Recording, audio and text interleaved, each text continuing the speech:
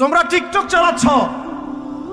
TikTok চালাচ্ছ, PUBG খেলতেছো, free fire খেলতেছো, মেয়ে নিয়ে পড়ে আসো। তোমরা কিভাবে উম্মাকে নেতৃত্ব দিবা?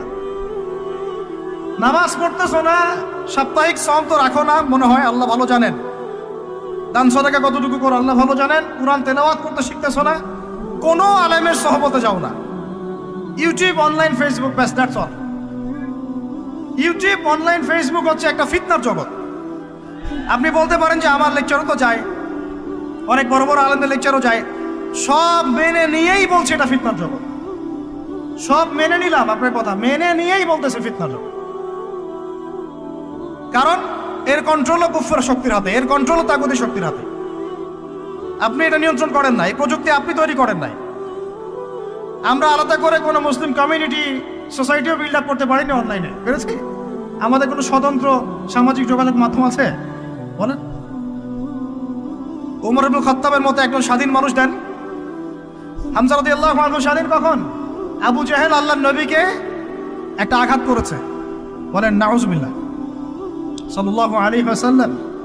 আপনারা তো জানেন তার পিঠের মধ্যে উটের নাড়ি ভুড়ি দেওয়া হয়েছে, চাপানো হয়েছে। তো এই দৃশ্য একজন দাসী দেখেছে।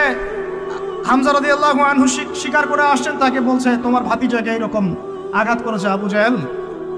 আবু জাহেলের নাম কিন্তু আবু জাহেল না, আবু জাহেলের নাম আবুল হাকাম। সেও কিন্তু আল্লাহকে বিশ্বাস করতো। আপনারা মনে করবেন না যে সে একদম ইহুদি ছিল বা খ্রিস্টান ছিল, এমন না।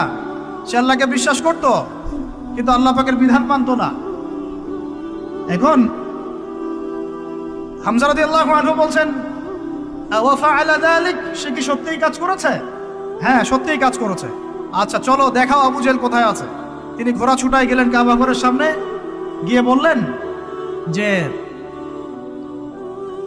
তুমি আমার ভাতিজাকে গালি দিয়েছ, তুমি আমার ভাতিজাকে আঘাত করেছ, জেনে রাখো আমি আজকে থেকে আমার ভাতিজার দিনের উপর আছি। এই কথা বলার সাথে সাথে তার উপর আক্রমণের চেষ্টা করা হচ্ছিল। তিনি নিজে একটা ঘুষি দিয়ে আবু জাহেলের একটা দাঁত ফেলে দিলেন।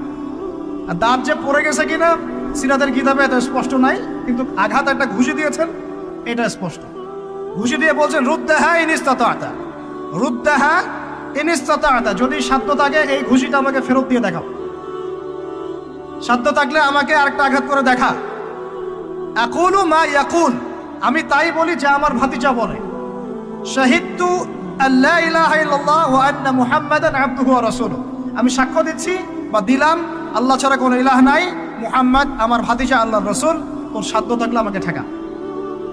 এরকম জেনারেশন দিতে পারবেন? আপনার ছেলেটা কি এরকম? আপনার ভাইরা কি এরকম? এই আমাদের মায়েরা তাদের সন্তান কি এরকম? যে মেয়েদেরকে ঘরে নিয়ে আসছেন, এই মেয়েগুলাও কি সুমাইয়ার মতো? উম্মে আমারা একজন নারী সাহাবী, উম্মে আমারা উহুদের যুদ্ধে চতুর্দিক থেকে আল্লাহ নবীকে আক্রমণ করা হচ্ছে, তিনি একাই তীর ছুটছেন। মহিলা সাহাবী, নারী সাহাবী।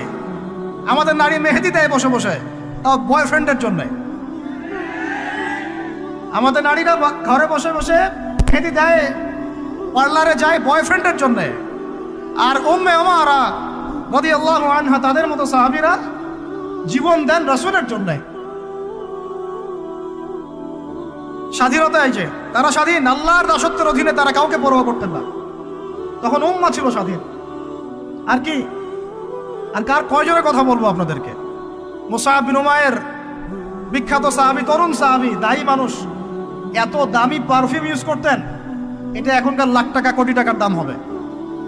বিত্তশালী পরিবারের, এই যে বিত্তশালী পরিবারের সন্তানরা শোনেন, আপনারা তো বাইক দাবড়ায় বেড়ান, গাড়ি ড্রাইভ করে বেড়ান, মাঝখানে অ্যাক্সিডেন্ট করে দেন, কেসও খান না, বাপের টাকা আছে পার পেয়ে যান, ইয়াবা খান, তারপরে গিয়ে মেয়ে নিয়ে ফুর্তি করেন। জেনা নিত্য নৈমিত্তিক ব্যাপার। একটা মেয়েকে পিছনে ওঠান, 7 দিন ঘোরেন, আবার চেঞ্জ করেন, 7 দিন পর আরেকটা নেন। মুসআব বিন উমাইরও ধনীর সন্তান ছিলেন, ধনীর দুলাল। যখন ইসলাম এসেছে, কুরআন এসেছে, শুনেছেন তিনি ইসলাম কবুল করেছেন। মা সম্পত্তি থেকে বঞ্চিত করেছে, তাকে চাটাইয়ের মধ্যে জড়িয়ে নিচে আগুন দেওয়া হতো, ধোঁয়া দেওয়া হতো, আযাব দেওয়া হতো পারিবারিকভাবে। তিনি যখন নবীর কাছে আসলেন, নবী তাকে বললেন তুমি মদিনায় যাও। কোথায়? মদিনায় গিয়ে দাওয়াতি কাজ করো। মদিনায় দাওয়াতি কাজ করতে লাগলেন। তার একক দাওয়াতে মদিনার 75টা পরিবার ইসলাম কবুল করেছে। এই যে মদিনায় যে ইসলামের আপনি জয় জয়কার দেখছেন, এটা মুসআব বিন উমাইর রাদিয়াল্লাহু আনহু দাওয়াতের একটা ফসল, আল্লাহ রসুলের দোয়া। কয়টা পরিবার? এই ৭৫ পরিবার এসে বায়াত করলেন নবীর কাছে, তারপরে নবী হিজরত করলেন মদিনায়। এমনি এমনি হয়নি, এগুলো প্রেক্ষাপট। ওই মুসআব বিন উমাইর রাদিয়াল্লাহু আনহু উহুদের যুদ্ধে শহীদ হচ্ছেন, তার গায়ে তখন ৫০টার বেশি তরবারের আঘাত আছে।